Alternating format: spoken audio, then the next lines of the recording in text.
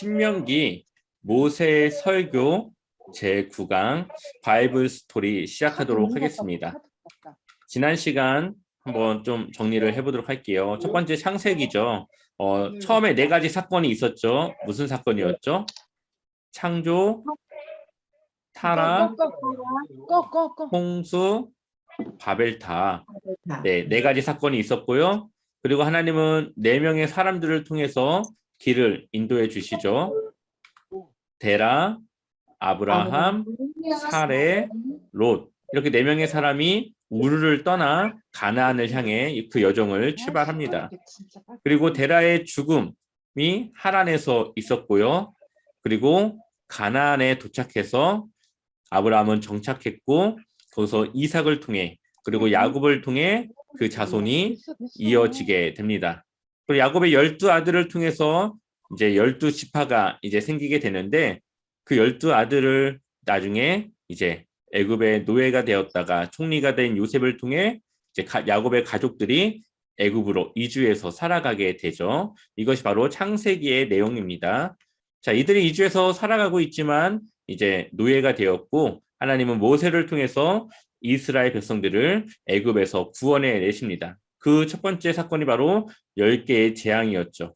이 10개의 재앙 중에 마지막 장자의 죽음, 유월절 사건을 통해서 이들은 나오게 되었고 이 시내산에 도착해서 하나님과의 율법의 언약을 맺게 되죠.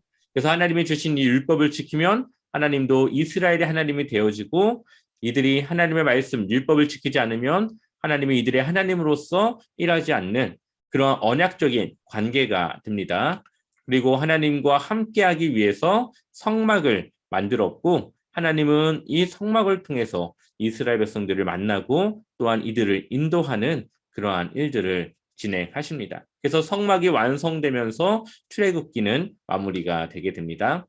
레위기는 여러 가지 내용들이 있지만 2가지로 요약하면은 5가지 제사와 7가지 절기로 요약할 수가 있죠. 번제, 하나님의 진노를 누그러뜨릴 수 있는 제사의 기능, 그래서 모든 것을 다 태워드리는 그런 제사고요. 헌신의 의미도 들어 있습니다. 그래서 예수 그리스도께서 우리 죄를 사하셨던 그 일을 우리가 들 수가 있고요. 소제는 수확한 것에 대한 곡식을 수확한 것에 대한 감사의 의미가 있고요. 피가 없이 곡식으로만 드려지는 제사입니다. 그래서 첫 이삭을 이 소제로 드리게 되는데 부활의 첫 열매 대신 예수님에 대한 의미를 담고 있습니다. 화목제는 관계를 회복하거나 또 회복된 그 관계에 대한 감사의 제사인데 하나님과 인간 사이에 화목을 이루어 주신 또 예수님의 그 일들이 의미가 있습니다. 속죄제는 오염된 것을 정결케 하는 의미가 있고요. 또 십자가를 통해 우리를 깨끗게 하신 예수 그리스도의 사역으로 그 의미를 볼 수가 있습니다. 속건제는 그 물건에 대한 배상의 그런 제사인데 상대방의 소유권을 내가 침해했거나 그것에 대한 손해를 끼쳤을 때에 원래 가격의 20%를 더한 그러한 보상을 하게 됩니다. 그래서 우리의 죄값을 대신 지불하신 예수 그리스도에 대해서 볼 수가 있습니다. 7가지 절기인데요. 첫 번째로는 유월절이죠. 그래서 예수님께서 유월절 양으로 죽으셨고요. 그 다음에 무교절이 시작됩니다. 무교절은 예수님께서 무덤에 머물러 계시는 그러한 기간이고 초실절, 이제 안식일 그 이튿날인데 이때가 바로 예수님의 부활이 일어난 시점입니다. 그래서 유월절과 무교절과 초실절은 예수님의 죽음과 부활까지 그 여정의 의미를 담고 있고요. 오순절은 초실절 이후 이제 50일 순대 이때에 사도행전을 보게 되면은 하나님께서 성령을 보내주셨던 성령 강림 사건이 일어나게 됩니다. 나팔절은 이제 새해 이스라엘 그 유대인 달력으로는 새해가 시작되어지는 날이고 그래서 나팔을 불면서 새해가 이 말씀을 알리고 있습니다. 그리고 이 나팔을 불면서 예수님께서 오실 것을 이들이 생각했기 때문에 재림 때에 나팔 소리와 함께 임하실 예수님에 대한 의미를 담고 있고요. 그리고 대속죄일, 이스라엘의 모든 그 죄를 다 속죄하는 다 용서받는 그런 날입니다.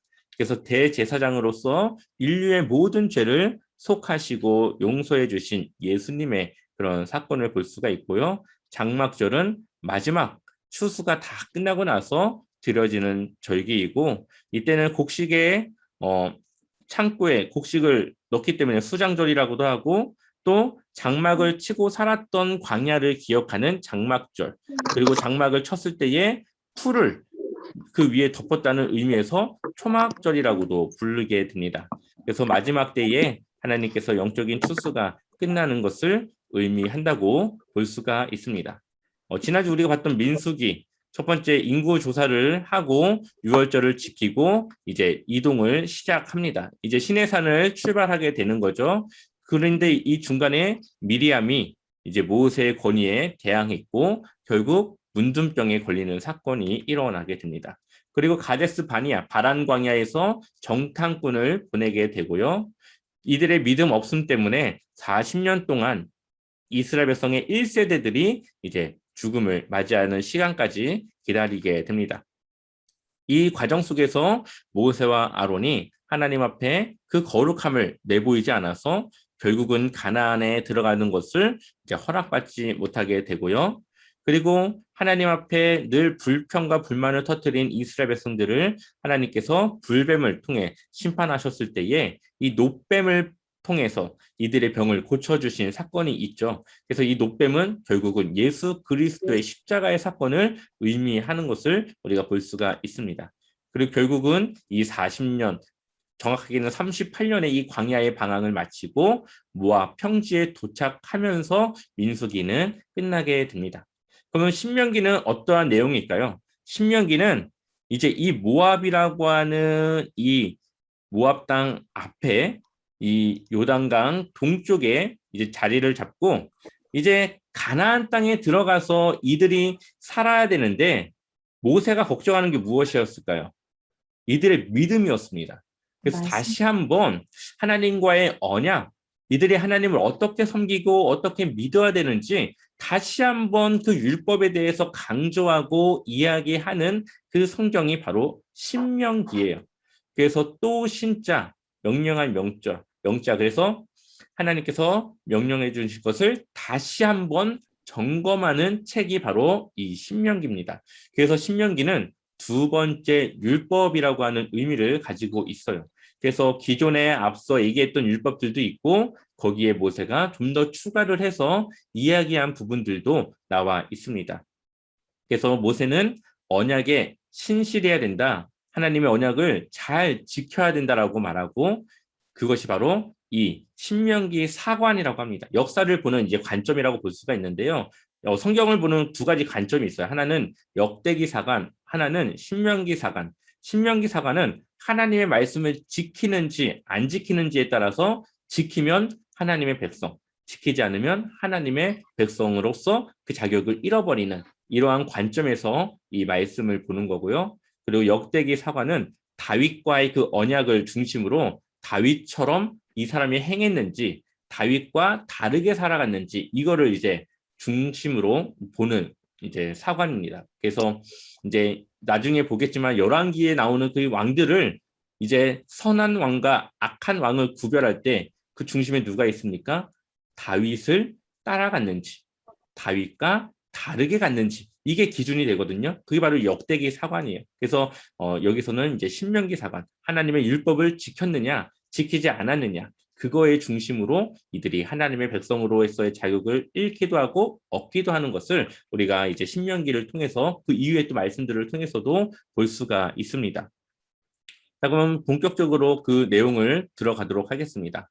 자, 이 신명기는 세 가지 파트로 나눌 수가 있어요. 첫 번째는 과거, 두 번째는 현재, 세 번째는 미래. 그래서 모세의 세 가지 설교라고도 우리가 볼 수가 있는데요. 첫 번째 과거는 하나님께서 어떻게 이스라엘 백성들을 지금 이 모압 땅까지 인도하셨는지를 돌아보는 거고, 현재는 이 가나안 땅에 들어가 살면서 이들이 어떻게 살아야 되는지, 그리고 미래는 이들이 하나님의 말씀을 지키지 않았을 경우 또 하나님께서 이들에게 어떻게 행하실지 이 세 가지 과거와 현재와 미래를 담고 있는 모세 세 편의 설교가 들어 있습니다. 첫 번째는 과거고요. 우리가 아까 정탐꾼 이야기를 했는데 여기에는 좀 약간 숨겨진 비하인드가 있어요. 그것에 대해서 이제 신명기가 밝힙니다. 우리 한번 신명기 1장 21절 말씀 같이 한번 읽어볼게요. 함께 읽겠습니다. 너희의 하나님 여호와께서 이 땅을 너희 앞에 두셨은즉 너희 조상의 하나님 여호와께서 너희에게 이르신 대로 올라가서 차지하라. 두려워하지 말라, 주저하지 말라 한즉. 아멘. 이게 지금 정탐꾼들이 갔다 와서 보고를 듣고 난 이후의 이야기예요. 그래서 그 땅을 이제 좋다고 말하니까요. 그 땅이 갔다 왔는데 좋다 얘기하니까 그렇다면 거기를 정탐을 가기 전에 이제 이 가나안 땅이 얼마 남지 않았던 상황이에요. 그 상황에서 이제 그 땅을 차지하라, 두려워하지 말라, 주저하지 말라 이야기를 합니다. 그랬더니 이 이스라엘 백성들이 이렇게 요구합니다. 22절 함께 읽겠습니다. 너희가 다 내 앞으로 나와 말하기를 우리가 사람을 우리보다 먼저 보내어 우리를 위하여 그 땅을 정탐하고 어느 길로 올라가야 할 것과 어느 성읍으로 들어가야 할 것을 우리에게 알리자 하기에. 아멘. 그러니까는 이제 곧 좀만 가면은 이 가나안 땅을 들어갈 수 있고 점령할 수 있는데 이 백성들이 뭘 요구합니까? 그곳을 어떻게 가야 될지, 어느 길이 좋은지, 또 그것은 어떻게 생겼는지 우리가 먼저 그 땅을 정탐하고 왔으면 좋겠습니다. 이야기를 하는 거예요. 그래서 모세가 그것을 허락을 합니다. 그리고 이들이 갔다 와서 뭐라고 하죠? 그 땅에 대한 두려움을 갖게 되죠. 그래서 모세가 이 일에 너희가 너희 하나님 여호와를 믿지 아니하였도다. 그러니까는 이 정탐꾼을 간 게 하나님이 이 민수기에는 보냈다고 되어 있지만 사실은 이스라엘 백성들이 요구를 했고 그것에 대해서 하나님이 허락했다라고 볼 수가 있어요. 먼저 이스라엘 백성들이 그것을 요구했다라고 우리는 볼 수가 있죠. 근데 이들이 믿음이 없었고 결국은 하나님을 향한 믿음이 적었음을 보게 됩니다. 그래서 신명기 1장 35절에 이 악한 세대 사람들 중에는 내가 그들의 조상에게 주기로 맹세한 좋은 땅을 볼 자가 하나도 없으리라. 대신 누구만 빼고요? 여호수아와 갈렙만 빼고요. 결국은 이들이 정탐을 한 것은 뭐 때문에 정탐을 한 겁니까? 우리가 거기 갈 수 있을지 없을지 믿음이 없어서 그랬어요. 그래서 하나님을 믿지 못했기 때문에 자신들이 그 땅을 갈 수 있을 만한 곳인지 없는지를 자신들의 그러한 기준에서 평가를 한 거죠. 네. 결국은 이러한 이 정탐꾼에 대한 비하인드 스토리가 신명기에 기록이 되어져 있고요. 그리고 하나님의 이 신실함이 담겨져 있는 부분이 있습니다. 한번 신명기 2장 9절 말씀을 읽어볼게요. 함께 읽겠습니다. 여호와께서 내게 이르시되 모압을 괴롭히지 말라, 그와 싸우지도 말라. 그 땅을 내가 내게 기업으로 주지 아니하리니 이는 내가 롯 자손에게 아르를 기업으로 주었습니다. 아멘. 이스라엘 백성들이 이 방황을 마치고 이제 다시 가나안 땅을 향해 가는 이 여정 속에서 뭐 바산 왕 옥이라던가 뭐 다른 시온이라던가 다 하나님이 그들을 이길 수 있도록 해주세요. 그들이 지나가는 그 땅, 그들이 발로 밟는 땅은 다 이스라엘 백성들에게 주게 됩니다. 그런데 이 모압과 또 암몬은 하나님께서 주지 않아요. 왜 그랬습니까? 빨간색 글씨 한번 읽어볼까요? 다시 한번 함께 읽겠습니다. 내가 롯 자손에게 아르를 기업으로 주었습니다. 이미 이 땅은 이 롯의 자손들에게 주기로 약속한 땅이에요. 아무리 이스라엘 백성들이 하나님의 백성이지만 하나님이 롯과 했던 그 약속에 대해서 지키시는 거예요. 하나님은 약속을 하시면 그것을 지키시는 하나님, 그것을 끝까지 책임지시는 하나님이라는 것을 우리는 알 수가 있죠. 그래서 이스라엘 백성들에게 줄 수도 있지만 그 이전에 롯과 약속된 땅이기 때문에, 그에게 주기로 한 땅이기 때문에 이스라엘 백성들에게 그 땅을 주지 않는 하나님의 그 신실함을 볼 수가 있습니다. 네, 똑같은 말씀인데요. 한번 같이 읽어볼게요. 함께 읽겠습니다.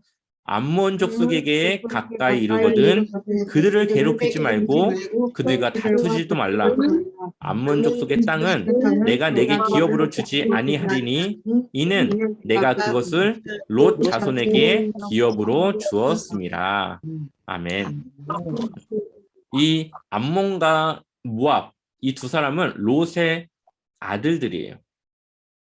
네, 그래서 이 롯의 아들, 두 아들에게 기업으로 준 이 땅들에 대해서는 하나님이 이스라엘 백성들이 그냥 넘어가라고, 싸우지 말고 그 땅에 대한 그러한 빼앗음 없이 그냥 넘어가라고 말씀을 하십니다. 그래서 보면은 이들이 있는 땅이 지금 모압이죠. 이 모압이라고 하는 땅과 이쯤 돼요. 모압 평지라고 하는 글씨가 있는 이쪽이 이제 암몬인데, 이 부분은 하나님께서 점령하지 못하도록, 그 기업을 뺏지 못하도록 하시는 것을 우리가 볼 수가 있습니다. 그리고 세 번째로는 이 전쟁입니다. 이들이 지나오는 동안에 전쟁을 몇 번 하게 됩니다. 첫 번째로는 헤스본 왕 시온과의 전쟁이에요. 이 전쟁이 쉽지 않았지만 결국 누가 함께 하셨습니까? 내 하나님 여호와께서 그를 내 손에 넘기시려고 그의 성품을 완강하게 하셨고 그의 마음을 완고하게 하셨음이 오늘날과 같으니라. 결국 하나님이 함께 하심으로써 이들이 헤스본 왕 시온과의 전투에서 이겼고요. 그리고 바산 왕 옥과의 그런 전투에서도 이들이 이겼습니다. 결국 이들이 이 가나안 땅까지 오기의 그 여정 속에서 이미 하나님과 함께하는 전쟁의 결과가 어떠한지에 대해서 맛을 봤어요. 그러니 이러한 과정 속에서 이제 여리고를 시작으로 가나안 땅을 점령하는 그 과정 속에서 이제 하나님을 의지해야 됨에 대한 그런 믿음이 이들에게는 조금씩 자리 잡아가고 있는 것이죠. 왜 모세가 지금 이런 얘기들을 왜 할까요? 지금 하나님을 믿으라고 말하고 있는 거예요. 이들이 가나안 땅에 처음에 들어갈 수 있었는데 못 들어간 이유가 무엇입니까? 믿음이 없었기 때문이었죠. 그래서 이제는 이들이 40년 동안 하나님과 함께 동행하면서 하나님이 이들을 어떻게 책임졌는지를 지금 계속 이야기하면서 하나님은 너희를 끝까지 책임지시는 하나님이야, 너희가 믿을 만한 하나님이야를 계속 알려주고 있다는 것을 우리는 기억을 해야 돼요. 그래서 신명기는 결국은 이스라엘 백성들이 가나안 땅에 들어가기 전에 그 땅에서 이제 정착해 살아갈 때에 필요한 그 믿음을 심어주는 말씀이에요. 그래서 과거 하나님 어떻게 그들을 이끄셨는지, 그리고 그들이 그 땅에서 어떻게 살아가야 되는지, 그렇지 않을 경우 어떻게 되는지에 대한 이야기를 모세가 하고 있다고 생각하면 됩니다. 그래서 하나님과의 그 언약을 강조합니다. 한번 같이 읽어보겠습니다. 4장 1절 함께 읽겠습니다. 이스라엘아, 이제 내가 너희에게 가르치는 규례와 법도를 듣고 준행하라. 그리하면 너희가 살 것이요 너희 조상의 하나님 여호와께서 너희에게 주시는 땅에 들어가서 그것을 얻게 되리라. 네. 이들이 가나안 땅에 들어가 살아갈 수 있는 유일한 방법은 무엇입니까? 하나님과 했던 그 언약, 규례와 법들을 그들이 듣고 따라 살아가는 것이에요. 그러면 그들이 살고 그 땅에 들어가서 그 땅을 얻게 되는 그 방법은 바로 하나님의 말씀을 따라 그들이 준행하고 살아가는 것이라는 것을 다시 한번 강조를 하죠. 자, 4장 5절 함께 읽어보겠습니다. 내가 나의 하나님 여호와께서 명령하신 대로 규례와 법도를 너희에게 가르쳤나니 이는 너희가 들어가서 기업으로 차지할 땅에서 그대로 행하게 하려 함인즉. 아멘. 모세가 계속 이 이스라엘 백성들에게 하나님의 명령과 그 규례와 법들을 가르쳤는데 그 이유가 무엇이라고요?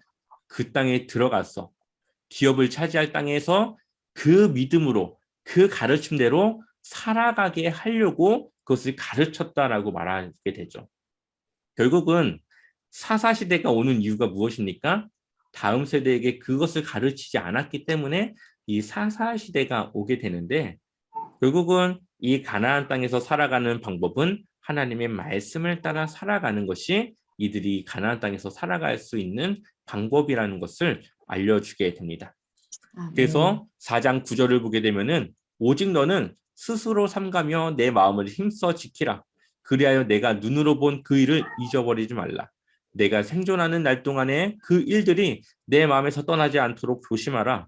너는 그 일들을 내 아들들과 내 손자들에게 알게 하라.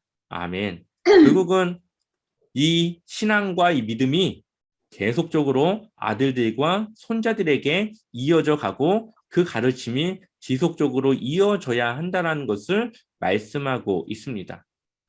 그래서 우리가 주일학교 아이들을 운영하고 그 아이들에게 말씀을 가르치고 믿음을 심어주는 것은 아주 중요한 일이고 사역이라는 것을 우리가 기억을 해야 되겠죠. 자, 10절 말씀 함께 우리 읽어볼까요? 중요한 말씀이기 때문에 함께 읽어보겠습니다. 내가 호렙산에서 내 하나님인 여호와 앞에 섰던 날에 여호와께서 내게 이르시기를 나에게 백성을 모으라. 내가 그들에게 내 말을 들려주어 그들이 세상에 사는 날 동안 나를 경외함을 배우게 하며 그 자녀에게 가르치게 하리라 하시매. 아멘. 결국 하나님이 하나님을 경외하는 것, 하나님을 사랑하지만 또 하나님에 대한 그 두려움을 알고 그 믿음으로 살아가는 그 경외함을 배우게 하고 그리고 그것을 자녀들에게 가르치게 하는 것.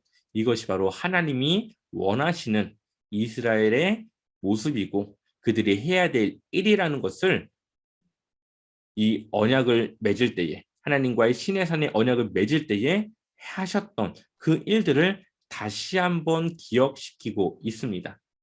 그래서 이들이 이제 가나안 땅에 들어가서 하나님을 경외해야 되고 또 그것을 자녀들에게 가르쳐야 되는 이 사명에 대해서 말씀하고 있는 거죠.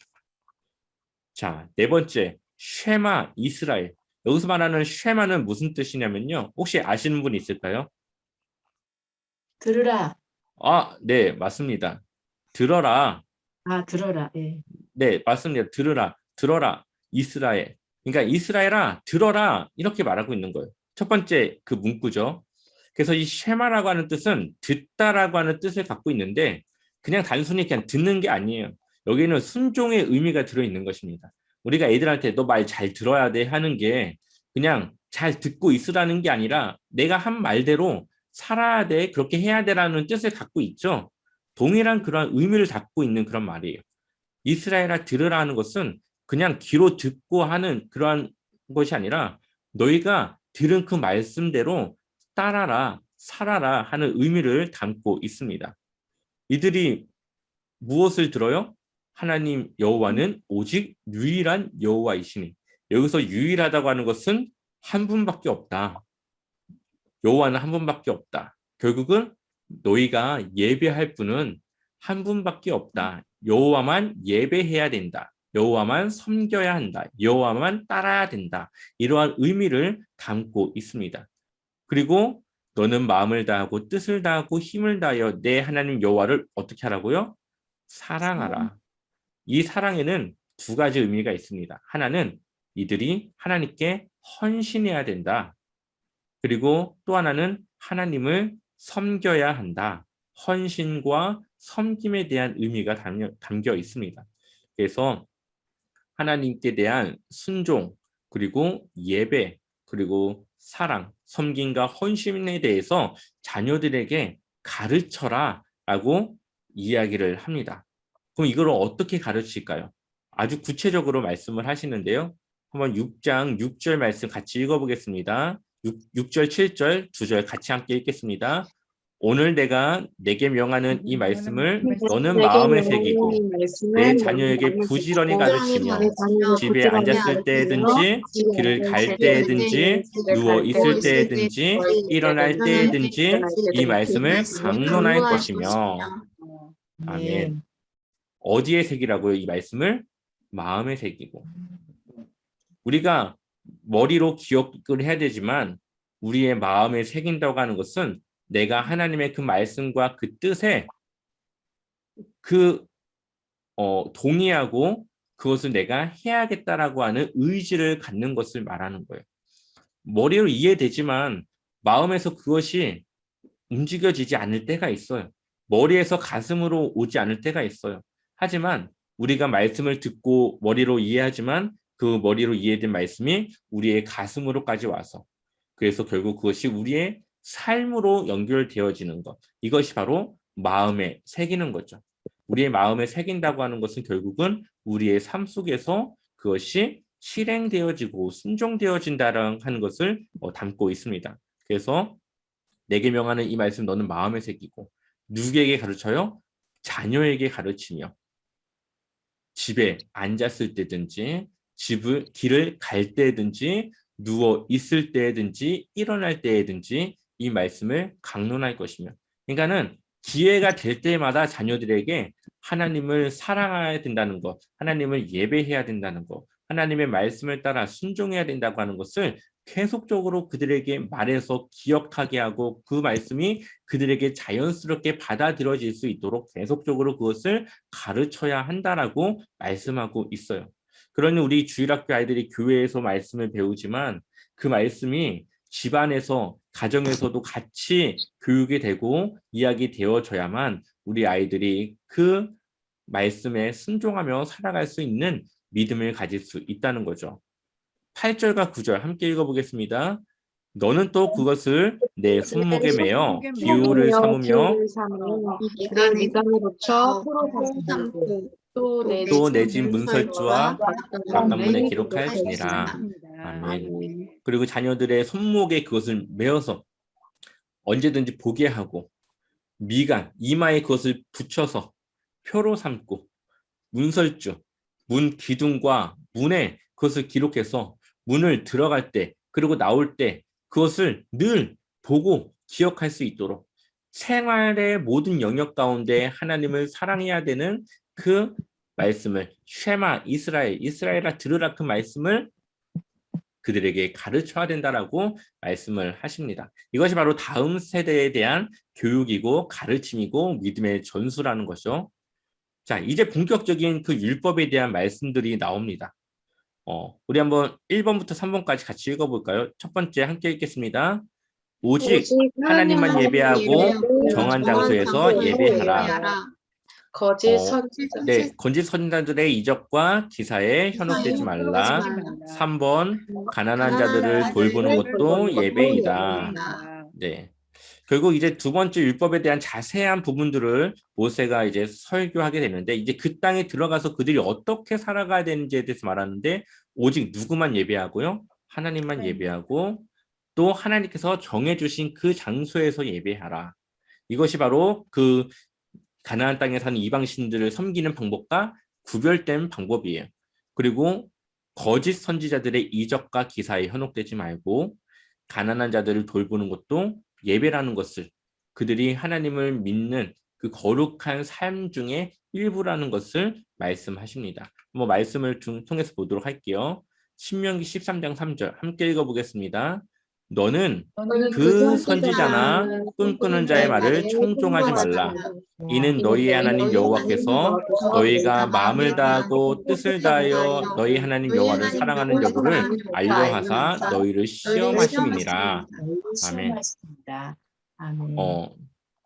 선지자가 이제 신의 말을 대언하는 사람이죠. 여기서 말하는 선지자는 하나님의 선지자가 아니라 이방 신들을 섬기는 사람들 그 종교들 안에서도 거짓 선지자들이 있었고 그 거짓 선지자들이 이 기적과 이사 그리고 꿈에 대한 그러한 신비로운 말들을 이들에게 해서 현혹시키는 일들을 하게 됐습니다. 지금처럼 과학이 발전되지 않은 시대에 조금만한 그러한 신비한 능력이 있었다면 얼마나 그 사람에게 현혹이 되고 그 사람을 신처럼 했을까요? 이러한 시대적인 배경을 우리가 한번 기억을 한다면은 아마 이러한 일들이 그 당시의 사람들에게는 굉장한 일로 받아들여졌을 거예요. 근데 이것이 바로 하나님을 사랑하는지, 하나님을 사랑하는 그 마음이 부족한지 시험하는 하나님의 그 시험이라는 거죠. 하나님의 말씀과 율법을 따라 살아가야 되는데 누군가 신비한 일을 하니까 거기에 현혹돼서 하나님을 버리고 그 사람을 따라가는, 그 우상을 섬기는 일에 그들이 따라가는 그러한 일들을 하나님은 시험한다라고 말씀을 하십니다. 좀 이제 이거는 제가 갑자기 준비하다가 좀 생각이 나서 좀 넣었던 말씀인데요. 제가 그냥 좀 간단하게 설명을 할게요. 이건 요한계시록에 있는 말이고, 아까 이 거짓 선지자에 대한 그것과 연관해서 좀 말씀을 드리겠습니다. 요한계시록을 보게 되면은 이제 천상에서의 그 전쟁이 기록이 되어져 있고요. 거기서 이제 결국은 사탄이 지게 되고 이제 하나님께서 이 지상으로 결국은 그를 보내게 됩니다. 그때 이들이 뭐라고 하냐? 짐승의 머리 하나가 큰 상처를 입고 죽은 듯 하더니, 머리 하나가 큰 상처를 입어서 죽은 것 같았어요. 근데 거짓말같이 그 상처가 나오면 살아났습니다. 굉장한 신비적인 능력인 거죠. 이 사람이 죽었는데 살아난 거예요, 지금. 근데 사람들이 그 기적에 놀라며 그 짐승을 따랐습니다. 결국 사람들이 그 기적에 그 짐승을 따랐다고 하는 것은 하나님을 버리고 결국 사단을 따라가는 것을 말하는 거죠. 자, 그 짐승에게 이처럼 큰 능력을 준 용에게 경배하고, 용은 이제 사단인데 이제 그에게 경배하고 짐승에게도 역시 경배하며 이렇게 외쳤습니다. 이 짐승보다 힘센 자가 어디 있겠는가? 누가 감히 이 짐승과 맞서 싸울 수 있겠는가? 그러니까 사람들이 볼 때는 그러한 어마어마한 능력을 가지고 있는 것이 얼마나 대단하게 보이겠습니까? 그래서 용은 그 짐승에게 교만한 말과 하나님을 모독하는 말을 하게 하고 42달 동안 용의 힘을 빌어 사용할 수 있는 권세를 주었습니다. 결국은 이단이라던가 그 이제 사단의 그러한 섬김을 하는 사람들도 이 사단의 힘을 빌어서 신비한 능력을 사용할 수 있다고 하는 것이죠. 이들도 기적과 이사를 행할 수 있다라는 것을 말하고 있습니다. 그래서 하나님을 모독하게 하는 말을 하게 하는 거죠. 짐승은 그 기간 동안 하나님을 모독하고 하나님의 이름과 성전을 더럽히며 하늘에 있는 모든 이들을 욕하고 다녔습니다. 또 하나님의 거룩한 백성을 쳐서 이기는 권세를 받아서 이 땅의 모든 나라 민족을 다스리게 되었습니다. 결국 이들의 목적은 뭡니까? 하나님의 거룩한 백성을 쳐서 그들을 이기는 거예요. 결국은 우리가 하나님한테서 떨어지게 하는 것, 하나님의 거룩한 백성으로서의 그 권세를 우리가 잃어버리게 하는 것이 이 사단의 그러한 목적이라는 것을 우리에게 보여주고 있습니다.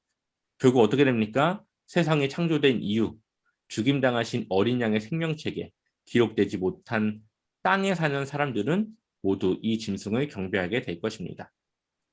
결국은 하나님을 믿는가? 아니면 세상을 지배하고 있는 사단을 따르는가?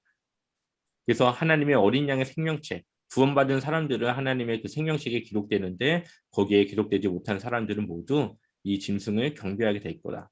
뭐 이것이 무엇인지는 모르겠습니다. 정확하게. 하지만 권력이 될 수도 있고요. 돈이 될 수도 있고 하나님이 아닌 다른 걸로 대체하려고 하는 우리의 삶 속에 있는 여러 가지 것들이 될 수도 있어요.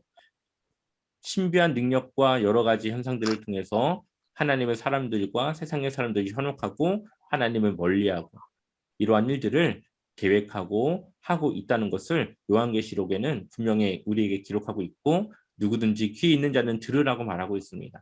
결국은 우리가 세상에 많은 우리의 현혹될 만한 것들이 있지만 우리가 그 모든 것을 다 뒤로하고 하나님을 향한 믿음으로 살아갈 때에 우리는 하나님의 그 시험을 이기는 자들이고 하나님의 그 시험을 통과할 수 있다는 것을 우리가 기억해야 되겠죠. 결국 모세가 이스라엘 백성들에게 그 가나안 땅에서의 그 거짓 선지자를 경계하라고 하는 것, 그들을 따르지 말라고 하는 것과 지금 우리가 살아가는 이 시대에 요한계시록을 통해서 우리에게 전하는 이 메시지는 동일하다고 볼 수가 있어요. 그래서 우리가 많은 우리의 삶 속에 필요한 많은 것들이 있지만 결국은 우리가 먼저는 하나님을 따르는 믿음을 늘 유지하고 하나님을 섬기는 그 믿음으로 살아가야 된다고 하는 것을 기억하셨으면 좋겠습니다. 자, 세 번째 이제 아까 그 11조 그 가난한 이들을 돕는 그 11조에 대한 이제 이야기입니다. 자, 3년 끝에 이제 3년이 지나고 나서 그 해의 소산의 10분의 1을 내 성읍에 저축하여서 누가 갔습니까? 분깃이나 기업이 없는 레위인 이들의 종교 이제 행위라든가 이제 신앙적인 교육들을 담당하고 있는 레위인, 그리고 성중에 거류하는 객, 이제 나그네 같은 사람들이죠.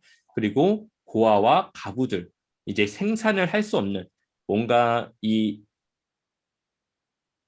지금으로 말하면 돈벌이를 할 수 없는 이 고아와 가부들이 와서 먹고 배부르게 할 수 있도록 3년에 한 번씩은 그 백성들의 10분의 1, 11조를 모아서 이들을 위해서 그 곳간에 더 넣어두라고 하는 겁니다. 그래서 이들이 언제든지 와서 그것을 먹고 배부를 수 있도록 그렇게 하라고 하는 거예요. 그러면 하나님께서는 그거에 범사에 내게 복을 주시리라. 결국은 하나님은 하나님의 일을 할 때에 그 일을 지속할 수 있는 복을 주세요. 그러니까 우리가 복을 받으려고 이 일을 하는 것이 아니라 이 목적이 다른 거죠.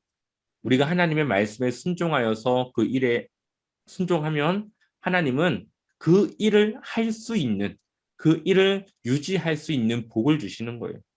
아멘. 결국 우리가 이 헌금에 대한 거, 하나님께 드리는 그 일들에 대한 것은 하나님의 일로 이웃을 섬기고 하나님의 사랑을 나누고, 결국은 그것을 통해서 하나님은 우리의 그 삶 속에 그 복을 주시는 그 축복의 통로라는 것을 우리는 기억을 해야 되겠죠.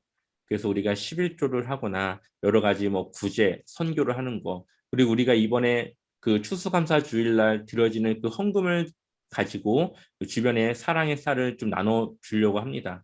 이것이 결국 하나님의 말씀을 따라 우리 제자와 삼교회가 건강하게 세워져 가는 그런 과정 중에 하나라고 볼 수가 있는 거예요.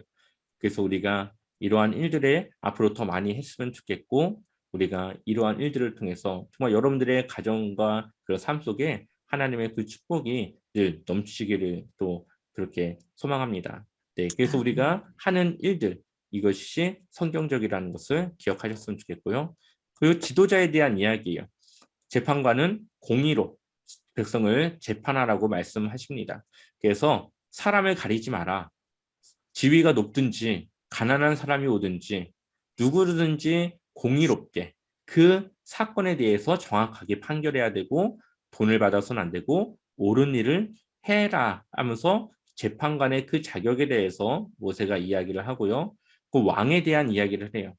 그래서 왕이 세울 때에 형제 중에 한 사람, 그러니까 이스라엘 민족 중에 한 사람이 되어줘야 되고, 타국인을 내 위에 세우지 말라. 그래서 왕에 대한 5가지 조건에 대해서 말합니다. 첫 번째는 병마를 많이 두지 말라.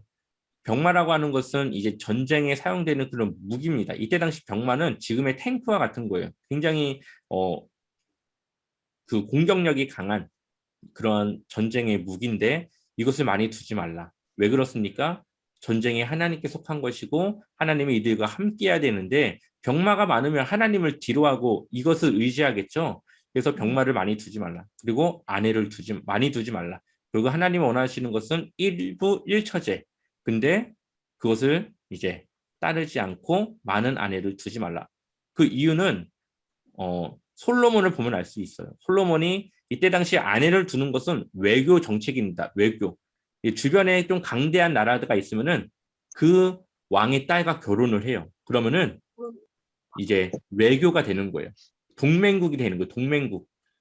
그래서 이 결혼을 한다고 하는 것은 그냥 뭐 사랑해서 결혼하는 것이 아니라 외교적인, 서로 동맹을 맺는 그러한 행위 중에 하나가 이 아내를 두는 것이었어요. 결국은 이방 아내를 두었던 솔로몬은 그 이방 아내들 때문에 잘못된 타락의 길로 가게 되는데, 그러한 것들을 이제 염려하는 겁니다. 이방의 신들이 그 아내들을 통해서 들어오기 때문에. 그리고 은과 금을 너무 가지지 말라. 율법책을 옆에 두고 여호와 경외하기를 배우라. 늘 하나님의 말씀을 따라 그 나라를 다스릴 수 있도록 해야 된다는 것이고, 교만하지 말라. 그래서 하나님이 늘 그 왕과 함께하기 때문에 그 나라가 유지된다고 하는 그런 겸손함을 갖추라고 하는 것이죠. 이 5가지를 다 어긴 왕이 있어요. 누굴까요? 솔로몬이에요. 솔로몬은 이 5가지를 다 지키지 못했습니다. 결국은 솔로몬이 처음에는 정말 지혜로운 왕이었지만 그가 점점 하나님과 멀어지는 그런 왕이라는 것을 우리가 이 기준들을 통해서 볼 수가 있습니다. 제사장과 레위인은 분깃도 없고 기업도 없고 이들의 기업은 여호와께서 그들의 기업이 된다.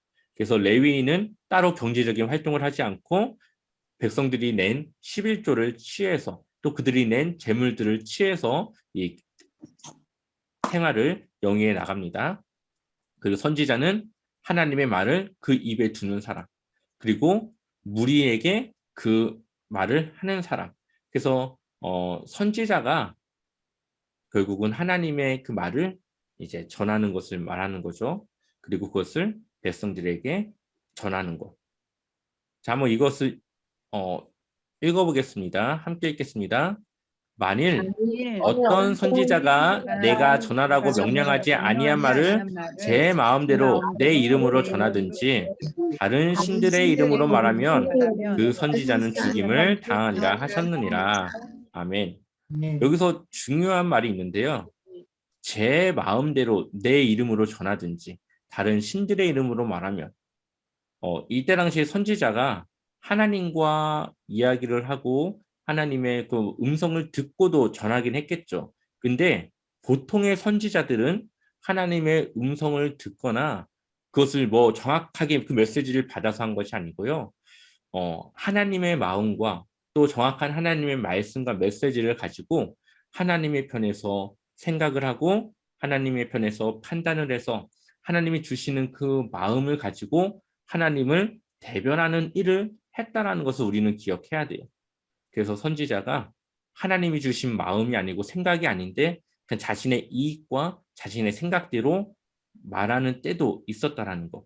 그래서 우리가 이 선지자들이 어떻게 하나님의 말씀을 대언했는지 그리고 하나님의 말씀을 어떻게 전했는지 이것은 하나님께서 그들의 마음에 하나님의 마음을 주셨고 그 마음을 따라서 그 상황을 보고 하나님은 이렇게 생각하시겠구나. 하나님의 마음이 이렇겠구나. 이런 것들을 선지자들의 그 마음을 주셔서 그것을 백성들에게 전하게 했다라고 우리가 기억을 하시면 좋겠습니다. 그러니까 이때 당시 선지자의 역할은 지금의 목사님들이 설교하는 것과 비슷한 거예요. 하나님의 마음을 먼저 이해하고 그것을 판단해서 그것을 전하는 것. 약간 이러한 설교적인 것과 비슷하다고 하는 것을 기억하시면 좋겠습니다. 그래서 여기 보면은 이제 아까 이게 지금 다른 말씀인데 조금 쉬운 성경으로 써 있는 거거든요. 거짓 예언자에 대해서 말한 거고요. 자기 생각을 주제넘게 말한 것뿐이요. 그 예언자는 두려워하지 마시오. 결국은 거짓 선지자는 두려워할 필요가 없다. 그들은 말해도 하나도 맞지 않고 다 거짓말이다. 그러니까 두려워할 필요가 없다. 자기 생각을 주제넘게 말한 거. 그러니까 하나님의 마음과 하나님의 생각이 아니라 자기 생각을 말했다. 그래서 이때 당시 선지자들의 그런 활동에 대해서 조금 우리가 볼 수가 있습니다. 이들이 이제 가나안 땅에 살아가면서 지켜야 될 시민법과 이제 사회 정의들에 대해서도 이야기하는데요. 이 도피성이라는 제도가 있어요. 도피성은 뭐냐? 실수로 살인을 한 사람을 구제하는 장소입니다. 그래서 도피성으로 도망간 사람은 절대 죽여서는 안 돼요. 만약 그 사람을 죽인다, 그러면 오히려 죽인 사람이 살인죄에 들어갑니다. 도피성으로 도망갈 수 있는 사람은 고의로 살인하지 않는 사람, 실수로 살인한 사람. 그래서 고의로 일부러 알고 살인한 사람은 도피성에 가도 그들을 보호할 수가 없습니다. 그러면서 예를 들어주는데 이렇게 예를 들어요. 한번 같이 읽어볼까요? 19장 5절 함께 읽겠습니다. 이를테면 이웃과 함께 숲으로 나무를 하러 가서 나무를 찍으려고 도끼를 휘두르다가 도끼날이 자루에서 빠져 자신이 알지도 못하는 중에 이웃을 죽였다면 그 사람은 그 성들 중 한 곳으로 돌아가 목숨을 건질 수 있어. 결국 도끼질하는데 내가 의도치 않게 도끼날이 빠져가지고 누군가가 맞았어요. 근데 그 사람이 그걸 맞고 생명을 잃었어요. 그러면은 이제 생명을 잃었기 때문에 이제 살인을 저지른 거죠. 근데 그것이 고의가 아니라 이제 실수로 이렇게 저질렀을 경우는 도피성으로 이제 빨리 도망가서 거기서 자신의 억울함을 호소하면 그 사람이 살 수 있는 그러한 제도를 이제 마련한 거죠. 그리고 증인, 이제 재판장에 서는 증인은 최소 2명 내지 3명이 있어야 효력을 갖고 거짓 증언한다. 그러면은 자신이 거짓 증언한 그대로 그 값을 대신 줘야 된다는 것을 말씀을 하고 있고요. 그리고 전쟁에 관한 것, 살인을 당한 시체에 대한 것, 불효한 자녀에 대한 것, 결혼에 대한 그러한 여러 가지 그들이 지켜야 될 그런 법들에 대해서 이야기를 합니다. 그리고 가난한 자의 겉옷을 밤새 가지고 있지 말라. 이제 무언가의 담보로 이제 겉옷을 가져가는데 그랬을 때 그것을 저녁이 되면 돌려주라는 거예요. 왜냐하면 그 사람이 그것 때문에 얼어 죽을 수도 있기 때문에 그것을 반드시 돌려줘라. 그리고 가난한 일꾼을 학대하지 말라. 그리고 추수할 때에 가난한 자와 소외된 자들을 위해 먹을 것을 남겨두라. 아까 전에 이제 말했던 그런 거죠. 네. 그리고 11조를 레위인과 객과 고아들에게 나눠줘라. 그래서 이때 당시에 경제 활동을 할 수 없는 이 사람들의 경제 활동을 그런 배고픔을 해결할 수 있는 그런 제도들이 마련되어져 있습니다. 잘 보시면은 이때가 굉장히 지금으로 치자면 굉장히 오래전 이야기지만 지금 현대의 법들과 비교해서도 뒤처지지 않는 그런 법들이에요. 굉장히 이때 당시에 다른 뭐 함무라비 법전이라던가 다른 여러 가지 그런 다른 민족들이 가지고 있던 그런 법정 같은 율법이 있지만 그것들과 비교했을 때에 더 우위적인 도덕적인 것들을 요구하고 있고 더욱더 그 권위를 갖는 율법이라는 것을 우리가 볼 수가 있습니다. 그래서 우리가 지금 봐도 전혀 이질감이 없고 지금 봐도 우리가 지켜야 되는 그러한 기본적인 요소들에 대해서 이야기를 하고 있고요. 네. 그래서 오늘 내 하나님 여호와께서 규례와 법들을 행하라고 내게 명령하시니 너는 마음을 다하고 뜻을 다하여 지켜 행하라. 결국은 지금 모세는 가나안 땅에서 하나님의 말씀대로 살아가지 못할 것을 염려해서 지금 자세하게 하나하나 다 가르쳐 주고 있어요. 그래서 축복과 저주에 대한 설교를 이제 마지막에 가서 하게 되는데 여호와의 말씀을 청종하면 복이 임하고 또 내가 만일 내 하나님 여호와 말씀을 순종하지 아니하면 모든 저주가 내게 임하며 아까 제가 신명기 4강 말씀드렸죠. 하나님의 말씀을 지키면 복이고 지키지 않으면 저주고 그래서 그것에 대해서 그러니까 너희들이 복을 받으려면은 하나님의 말씀을 지켜야 된다라는 것을 강조하고 있습니다. 그래서 모세는 처음부터 끝까지 이들에 대한 믿음에 대한 걱정이에요. 그 이유가 이제 나옵니다. 자, 한번 이 두 절의 말씀 같이 읽어볼게요. 함께 읽겠습니다. 너와 내 자손이 내 하나님 여호와께로 돌아와 내가 오늘 너를 명령을 따라 온전히 따라 마음을 다하고 뜻을 다하여 여호와의 말씀을 청종하면 내 하나님 여호와께서 마음을 돌이키시고 너를 긍휼히 여기사 포로에서 돌아오게 하시되 내 하나님 여호와께서 흩으신 그 모든 백성 중에 너를 모으시리니 아멘. 이게 지금 포로기에 대한 이야기예요. 포로기. 모세는 결국은 이들이 믿음을 지키지 못할 거라는 것을 알고 있었어요. 그동안 모세가 겪은 이들의 민족성은 하나님의 말씀을 끝까지 지키지 못한 그런 민족성을 가지고 있었고 결국은 이들이 하나님의 말씀을 지키지 않아서 포로로 잡혀갈 것을 그는 알고 있었죠. 그래서 결국은 다시 하나님의 말씀을 청종해야지만 돌아올 수 있다라는 것을 이야기하면서 그것을 기억시킵니다. 이제 마지막으로 모세의 유언과 이제 죽음에 나와 있는데요. 모세는 120세에 이제 결국은 죽음을 당했는데 하나님께서 그에게 요단강을 건너는 것을 허락하지 않습니다. 왜냐하면 내 거룩함을 이스라엘 자손 중에 나타내지 아니한 까닭. 이것이 바로 이제 바위를 2번 쳤던 사건이죠. 2번 쳐서 그때 하나님의 거룩함을 나타내지 못했고 그것을 이유로 이제 가나안 땅에 들어가지 못합니다.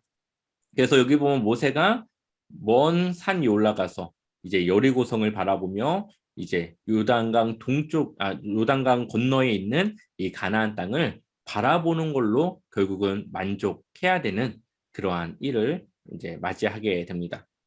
그래서 하나님께 죄를 지어 부끄럽게도 이제는 하나님의 자녀가 아니다. 못되고 삐뚤어진 백성이다. 결국은 하나님께 죄를 지어서 이들이 삐뚤어진 백성으로 살아갈 것을 모세가 시로 노래하는 거예요. 모세는 이들에게 아무리 이렇게 강조했지만 결국은 하나님을 뒤로 할 것이라는 것을 이미 알았던 거고요. 그 33장에 보면은 그럼에도 불구하고 이 이스라엘 민족 이제 각 지파마다 축복을 합니다. 그래서 한 지파 한 지파마다 하나님의 축복을 전하게 되고 마지막 이제 드디어 모세가 죽음을 맞이하게 됩니다. 네, 모압 땅에서 죽었고 골짜기에 장사했지만 어디에 모세가 묻혔는지는 아무도 알지 못하고 지금도 모르고요. 네, 그 결국은 이렇게 모세의 삶은 이 모압 땅에서 맞이하게 됩니다. 모세는 이스라엘 백성들이 가나안 땅에 들어가는 것이 이제는 문제가 아니라 그 가나안 땅에서 끝까지 그 삶을 이어나갈 수 있기를 바랬던 거죠. 그래서 신명기를 통해서 이들이 반드시 하나님을 믿는 그 믿음과 그 율법과 규례를 따라 살아가는 삶으로 그 가나안 땅에서 늘 하나님의 축복 가운데 살아가기를 원했습니다. 그래서 다시 그것을 강조했던 거고 그것을 가르쳤던 것이죠. 근데 결국은 우리가 지금 사사기를 보고 있지만 이 세대들은 그렇게 살았지만 결국은 하나님의 믿음이 전수되지 않은 그 이후의 세대들은 그렇게 하나님과 동행하며 살아가지 못하는 것을 우리가 보게 됩니다.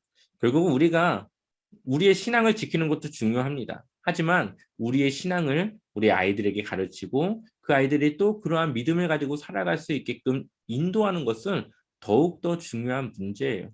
그래서 우리가 늘 교회에서는 다음 세대를 키워야 되고 그들을 위해서 우리가 헌신할 수 있어야 되고 그들을 위해서 우리가 함께 동행할 수 있어야 되겠죠. 그래서 그렇게 우리 제자와 삶교회가 다음 세대를 세워나갈 수 있는 그런 교회가 되었으면 좋겠습니다. 신명기 요약하면은 과거 이야기를 통해서 어떻게 하나님께서 이끄셨는지를 말씀하셨고 그 언약을 강조하고 쉐마 이스라엘 들으라. 그리고 두 번째 율법, 그들의 사회 속에서 지켜야 될 율법들에 대해서 말씀하시고 각 지도자들과 시민국가 사회정예, 그리고 이들이 하나님의 말씀을 지켰을 때 축복과 그러지 못할 때 저주, 그리고 모세의 마지막 유언과 죽음의 내용들이 이 신명기에는 기록이 되어져 있습니다. 오늘 강의는 여기서 마치도록 하겠습니다. 다음 주는 여호수아 말씀이고요. 정복과 정착에 대한 그런 말씀을 함께 나누도록 하겠습니다. 네, 감사합니다.